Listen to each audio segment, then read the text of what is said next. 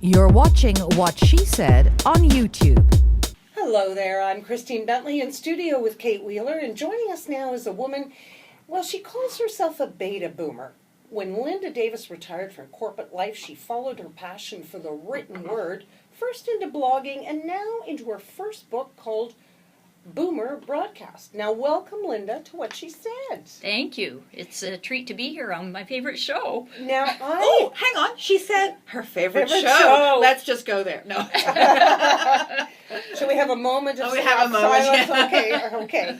Now, your book and your blog, it covers a cross-section of contemporary social issues, which you describe with some passion. So, where do you get your ideas from? Everywhere. I read the paper in the morning, listen to the news, talking to friends. It doesn't take much to set me off. So what are the issues that come to mind that are most important to you? Women's issues are particularly important, and baby boomers. I think that our generation, baby boomer women, are becoming invisible despite the fact that we're a huge demographic. We're ignored by the consumer market. We're condescended to in so many cases, and women's issues, especially now with all the media coverage of sexual assaults and women's rights and so on. These really touch a nerve, and I like to follow up on them.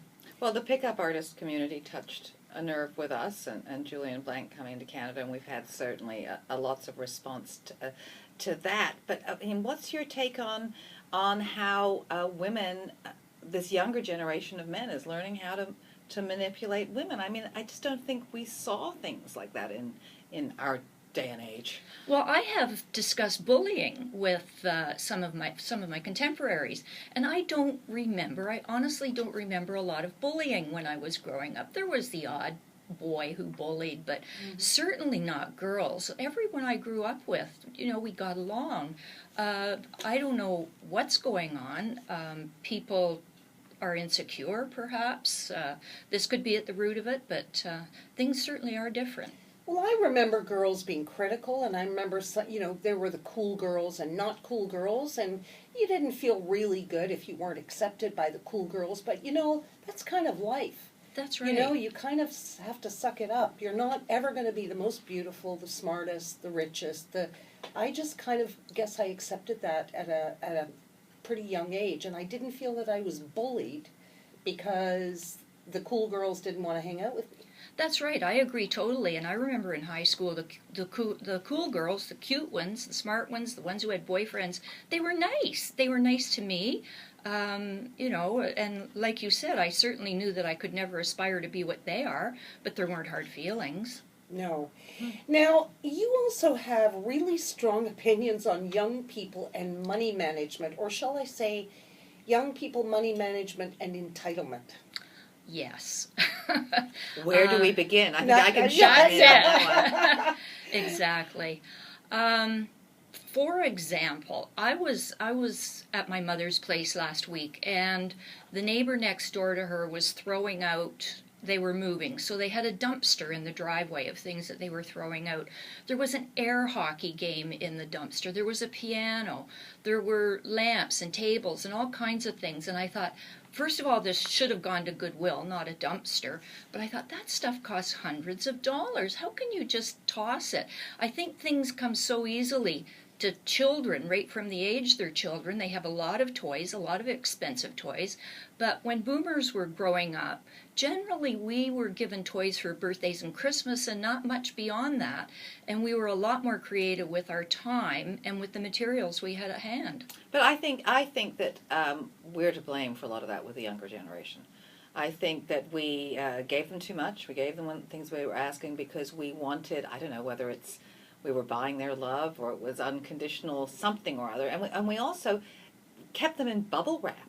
I mean, you've seen all those things going around on social media about, gee, I grew up in the 70s. I survived drinking water out of a hose. I didn't ride my bike with a helmet. And you look through them and you go, yeah.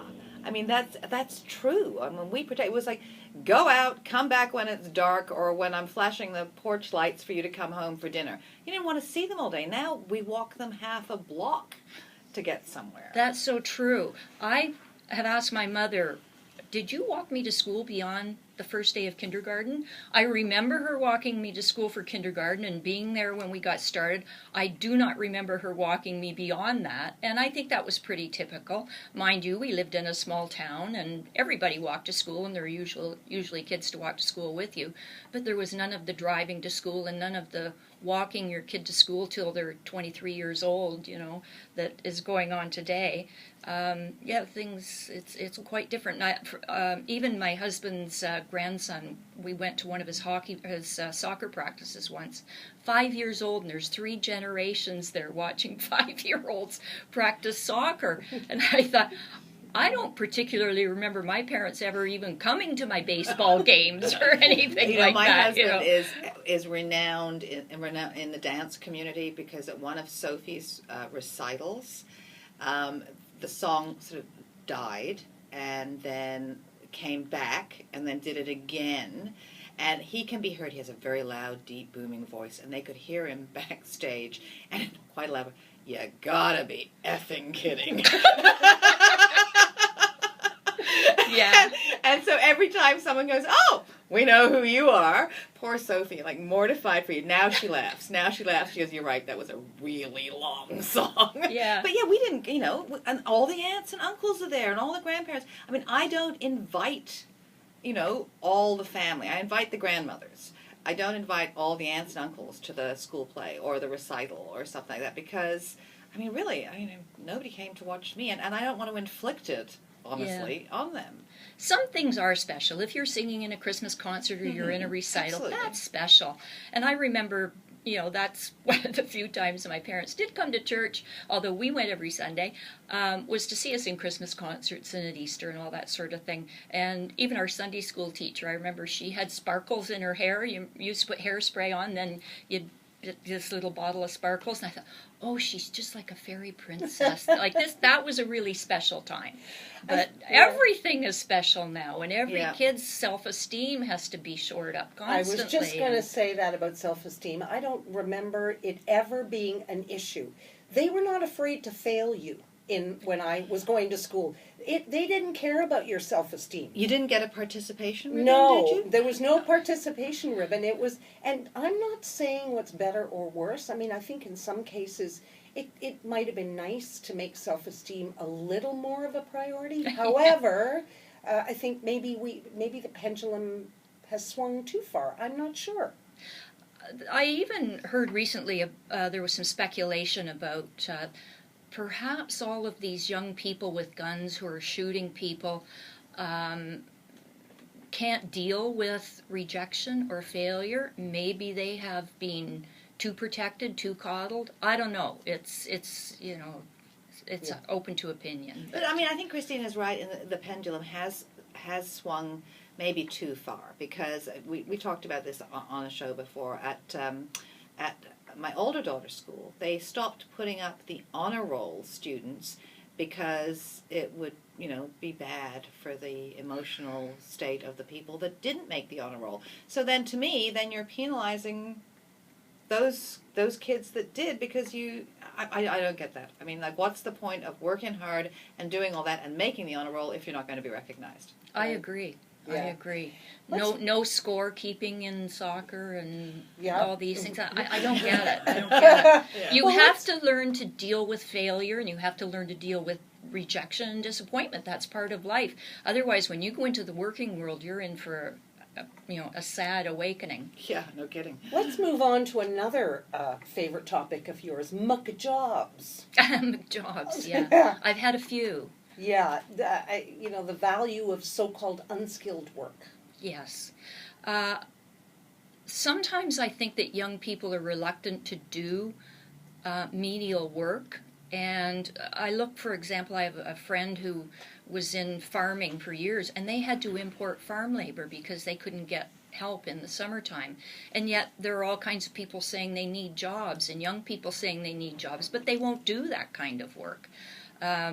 Minimum wage jobs, and I have worked since the age of 8 in a family business, and then I worked as a waitress from the age of 14. So I've always worked. I've always had menial jobs. I've had to scrub toilets in restaurants. I've had to wash dishes and clean the grill and do all those things. And it gives you a whole new respect for people who do that kind of work. And even 50 years later, I'm still a good tipper because of the 3 years I waitressed when I was in high school.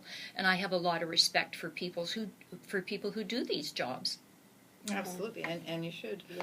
I think Well, we all should. we're going to go for a break, but after that, Lynda, you have the answer for Detroit. And I am dying to hear the answer for Detroit's financial woes. Oh, well, I also want to know if you're like weighing in on this stuff. Have you solved the Middle East crisis? Yeah. I'm working on it. Okay, and we're also going to talk about what you mentioned before, which I'm interested in is the beef you have with retailers. 'Cause I have it too. Yes. Oh. So we're over 50, and apparently we will never buy a new product. They don't know us very well. Yeah. So stay with us. We'll talk more with Boomer Broad, Lynda Davis, when we come back here at What She Said on SiriusXM Canada Talks. And welcome back. I'm Christine Bentley in studio with Kate Wheeler, and also with us is Beta Boomer, as she describes herself, Lynda Davis. What does that mean, Beta Boomer? I'm one of the early ones, one of the test models. Oh, okay. Yeah. Born in 1947. So, I'm one of the latter ones. I was born in 61. It goes up to 64. Yeah. Right. Technically, right? Mm-hmm. You're bang in the middle. 60 or 61, Yeah. yeah. So 64, let's- you're right. I'm 60. Yeah, I was Yeah. born in 61. Now So everyone let's, knows. Yeah, so let's get to, I think we all have beefs with retailers in Canada. For sure. I've been writing the Hudson's Bay Company for years. Really? Yes, for as long as I can remember, about their washrooms, about their service, about What's wrong with everything. their washrooms? Well, in the mall stores in the suburbs, they're dreadful. I think they're in the process now of refurbishing them, but it maybe is a women's issue. I don't know. They just don't seem to think these things are important. But also the level of service and so on. It just irritates me to no end. And I've written to the President of the Bay over the years, and miraculously, I contacted the store manager of the Hudson's Bay store in Square One in Mississauga over the summer about an issue, and he emailed me back within 2 hours, so I was impressed to no end. And Well, that's something that social media has really helped with, because, I mean, if you put up a complaint on the company's Facebook page, or if you start tweeting them, they tend to respond. I mean, even Toronto Hydro in the ice storm, I couldn't get through on the phone, but they answered a tweet. Yeah. That's good. So you can do that. They don't like to see complaints going out there. But I think I think America's really got that service thing before Canada. And I think over the years, I have noticed that it's getting better. They're kind of getting it, that service is where it's at. That's Do you right. agree? That's I mean, right. that we're getting there. I remember once I ordered a chair. They said, well, we'll take a deposit and it'll be 6 weeks, and then, and I said, yeah, and I'll pay the $50 to have it delivered because, and they called me the day of and they said, no, we're selling wallpaper for $1 a roll today, so we're understaffed, so we can't deliver it, so you'll have to find somebody with a van to come and get it. And by the way, you better bring somebody with you because we don't have anybody to help you get it from the landing deck to. So I called the head office and I said, I want to cancel. If I bought this in the States, they'd be asking me what I wanted in my coffee. That's Are you right. kidding? I paid for this 4 months ago. It's like 2 months late. Yeah. And are you kidding? And the chair was at my door in 22 minutes. Yeah. But I mean, why do you have to I don't want to do that. It's like pulling teeth, and one of my biggest beefs with the department stores here is the lack of staff, the lack of personnel. If you're on the floor, you're on your own. And if you want a different size or you need some help with fitting or a color, forget it. There's no help at all.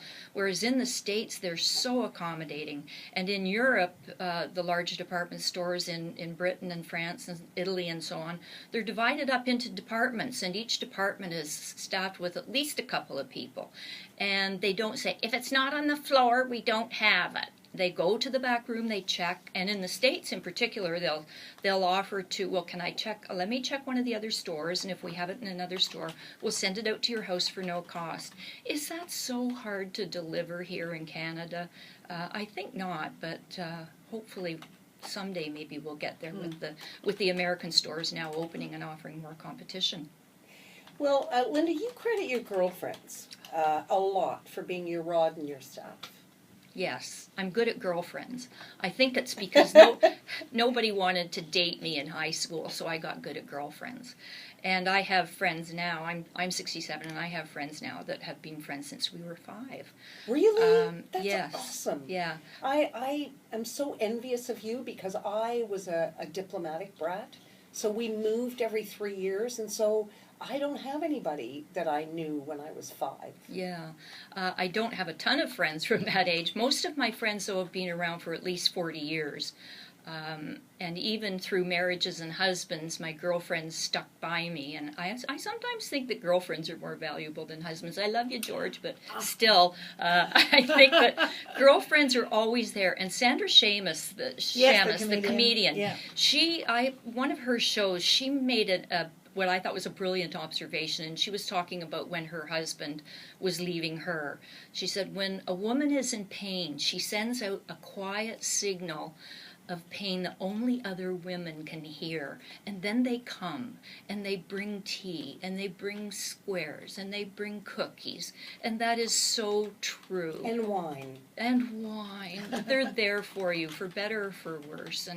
And my girlfriends have sustained me, and I love them for it. Well, it's the sisterhood. It is. Yes. And it's different from your relationship with your husband or your partner. Well, it's a lot more fun. I'm going out with the girls tonight to see the hymn calendar launch, all those wonderful MMA fighters, UFC fighters that are going to be... let me see. Oh, yeah, exactly. Oh. They're doing a review. You want to come? We have extra tickets. So what's your solution for Detroit? And you actually emailed them or mailed a letter. I sent it to the mayor of Detroit, and I sent it to a counselor, but I never heard back. I thought the solution for Detroit, when I watched a documentary on TV about all the beautiful empty houses there, big houses, small houses, some houses you can buy for $1, and you can buy mansions for $5,000 or $20,000. So I thought the solution was to turn it into Florida North. Everybody could just retire there, like Elliott Lake or something. I know they have trouble with garbage pickup and policing and emergency services and water and security and so on. But I thought they could block off certain areas and sort of a gated community and let the seniors buy these places for $5,000 or whatever and fix them up. Pardon me. And then other businesses would follow. There'd be restaurants, there'd be hairdressers, there'd be mani-pedi salons, there'd be doctors, there'd be car dealerships. I just told them to call me, and I don't understand why they haven't. And all the student jobs that there would be. That's right. They're shoveling snow while you actually go to Florida South. Yeah, we go to Florida for the winter, a lot of us to the real Florida South. And so therefore there'd be all kinds of people needed to do house-sitting jobs, to paint our kitchens while we're away or our living rooms, to shovel our snow, to provide security, to hook up our electronic things that we have a little bit of trouble with. And Home Depot would be booming because of all the house renovations and all the old people who would like to work there. So I think it's the solution. I just don't know why they haven't called me back. And the other thing that I found interesting was your memo to real estate developers saying, you know, you've got it all wrong about what seniors want in their accommodations. And let's start with the closets. Like, are you crazy? Yes, I know. That's a big issue. Baby boomer women have a lot of stuff. We have a lot of clothes, a lot of shoes, a lot of purses, a lot of black jackets, a lot of things in general. And there is no way we're going to be able to cram everything into one little closet with 2 sliding doors on it in an 800 square foot condo. I see them even building townhouses now, vertical townhouses that are 3 levels. That won't do. We don't want to do stairs anymore. We can't be bothered. Hang on a second. No, but stairs really keep you fit. I mean, I swear my mom goes up and down stairs all day, several times a day. She leaves, cans in the basement of food to get the exercise to go up and down. She has friends that arrive that are her age, but they can't make it up the one flight of stairs, and she's zipping around, and I swear that really keeps her fit. That's true, and my mother does the same thing. When I go down there, my parents are in their 80s, it just strikes me as so strange that she keeps all her canned goods in the basement, in the cold room under the front porch. Every time she wants to have a can of soup or get a can of salmon, she has to go down to the basement. And one day when I was there, I asked for the wine opener. We're going to have a bit of wine with dinner, and she said, "Oh, it's in the cold room in the basement." Well, that's logical to them to put everything in the basement. And they do get their exercise because of it. And I know my grandmother, who died still living in her own home when she was 95, she used to walk miles all the time. So there's a lot to be said for that, definitely. But for those who can't, for whatever reason, they should have the option of a different type of accommodation. Which looks like one floor. Horizontal, in a low-rise building, with big closets, open concepts so we can entertain, and underground parking or for at least a couple of cars and maybe a couple of bicycles. Okay, sounds okay. Yeah. Well, you're in a. It's not a low rise, is it? Or No, is it a low rise? no. It's a condo, and I could use more closet space. Never enough closet space. Yeah, but the problem, I think, when we moved into our new house and we renovated, we turned a couple of rooms into like a master suite, and I got like the big closet, not as big as the one I had, but I don't need as many clothes for work anymore, etc. We were looking at it, and it's like, yes, I've got the closet space, but my contractor said, yeah, the problem with having all this space and all the storage space is you keep the crap you don't need, which is the other side of it. I want to pare down. I don't want to do what my lovely mother is going to leave to me. I mean, she's, Depression era hoarder, never throws anything away. And that's also, she's not that bad. But I mean, it's also another side of the problem when you were talking about throwing things out, is that, we need to reduce the amount of stuff we have. But, I mean, the Canadian diabetes people will come and pick it up for free. So you're right, it shouldn't go in the dumpster. But, I mean, I think we do hold on to possibly a lot more than we need, especially if we've got the extra space to keep it. Absolutely, but we do need a lot more space than what they're offering now. Condos now, new condos, it appalls me that they don't have a linen closet. Sometimes they stick a few wire shelves at the end of your clothes closet, and that's where your linens go. Men must design these things. How can you not have a linen closet? That's true. So we are going to go for a break. When we come back, we're going to find out what's next for you. We've got a few more minutes after this, so stay with us here at What She Said on Sirius XM. Welcome back. We are in studio. Christine Bentley, Kate Wheeler, and Lynda Davis with you, who has written a book called BOOMERBROADcast. The cast is small. BOOMERBROADcast.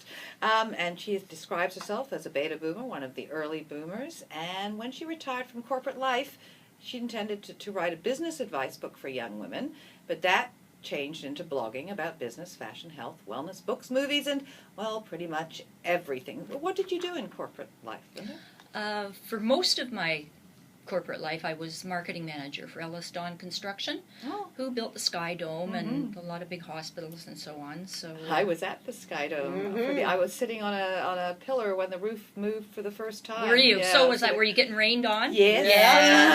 Yes. And you're not impressed with their projections about, for example, how long it's going to take to do something about the Gardiner Expressway, which is a crumbling structure for anybody who lives out west, right along the lakeshore in Toronto. Any road construction, I'm not the only one. It just makes us crazy. You're driving along and traffic is narrowed down to 2 lanes or 1 lane, and there's nobody working on the job. There's equipment sitting there and nothing's happening. Or if somebody's there, there's a couple of men with a shovel. It takes forever, and it doesn't have to take forever. I think that if they employed, for example, the P3 method, which means they could mortgage the cost of the construction With the private sector, then they could put people on the job 24/7, set a schedule of 6 months or whatever, and with a bonus if they complete it early, and just get the work done. Get her done, as they say. Get her done. Get her done. Get her done. Get this city moving again. Yeah, I mean, it is. I mean, I for all our listeners, like, if you come to Toronto right now, I mean, it's pretty much the joke all over Canada is there's only 2 seasons, right? Winter and construction. But it would seem in Toronto, This year has been, all construction all the time. and we've had guests that have arrived here an hour and a half late because of construction. They just simply, there was no, it's not just the odd road, it's like every road. Yeah. So, you know, The 401's practically impassable now. You can't get across the top of the city at all during the day. they want us all to ride bikes.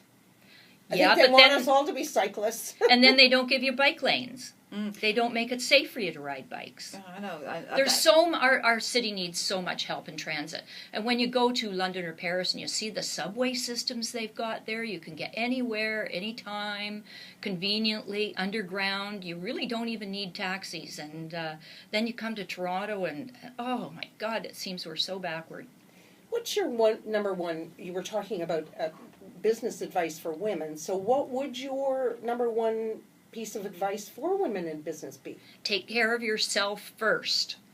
The boomer women in particular were raised to be good girls, to be compliant, to do as you're told, and you'll be rewarded. And recently the CEO of Microsoft, you probably heard about that, said that just sit back and be a good girl and the raises will come. Well, I went through the roof when I heard that. I thought, that's so typical coming from a man who's used to being taken care of. No, take care of yourself first, and I learned that too late in life. It's like the old thing on the airplane where you put the oxygen mask on yourself before you put it on your child. Because if you don't, nobody else is going to. That's my first piece of advice. And my second piece of advice is to manage your money and not get sucked into the consumerism vortex and spend all your money on shoes and purses like I did. What about ageism for women? That's a big issue. Boomer women. Yeah. I have girlfriends who reached their 50s and 60s and couldn't get work. There's a lot of experience in our generation that I think people are overlooking, and it's unfortunate. And it's not just women, it's men as well. Yeah, we're too expensive though. Well, my friend, when I was in my 50s, I took a few years off from Ellis Dawn and worked on my own, and unfortunately that happened to be in the 90s when the recession was on. Bad planning on my part, but I was in my 50s, and I did have a couple of really good, really lucrative contracts, but at the same time I had some real downtimes when there was nothing. And a friend kindly gave me a job at his company, a courier company, taking orders for courier service for $10 an hour. I was quite willing to work for $10 an hour. I delivered diapers and incontinence products for another marketing company. So I don't think that women are always necessarily asking for too much money, or men are expecting too much money, but we just want some honest work, and we want to be able to keep a roof over our heads. And that brings me to another issue in relation to working, and that's internships. And I have a bit of a problem with free internships because I think, first of all, it's exploiting young people. I think if the work has value, they deserve to be paid. And secondly, I think it deprives people who need those low-level, entry-level jobs to help keep a roof over their heads. So I have a problem with unpaid internships as well. A lot of the university and the college programs, though, you have to do a certain number of hours to complete. And the interns that we have that are on that, I mean, we pay their Go Train pass, we pay that, and we pay them for various other things, even though we don't have to because it's part of a school program. But I mean, I think there is a value to it. But I agree with you. I'm always looking for ways to pay them because I feel that they are doing solid work that needs to be to be rewarded for it. But to get in the door, I mean, a lot of the young people we've spoken to, they want to do that. They want to just like have the experience for a few months of working somewhere, and they feel that they can prove how great they are and then get a job. And they have it on their resume, and it gets them in, because once you eliminate sort of blanket internships, unpaid, then that's another bridge. We've talked to other people who are trying to now find other bridges for them. It's another bridge, removes another bridge where they can say on their resume, look, I spent 3 months here and I've got a great reference, and so I'm willing to start at $10 an hour or whatever, anything. To get the good paid internships, you need to work somewhere, maybe through the course, which is where we hire them. I think in the context of the school year, that makes sense. But what about the thousands of kids who come from outside Toronto, farm kids, kids from small towns, who absolutely cannot afford to live here unless they have an income at the same time? If they are going to school at along with their internship and working perhaps part-time, definitely it has merit, but not a lot. There are thousands of kids out there who don't have parents with a basement or a spare bedroom in Toronto who can provide them with free room and board while they're doing their internship, and they need to be paid.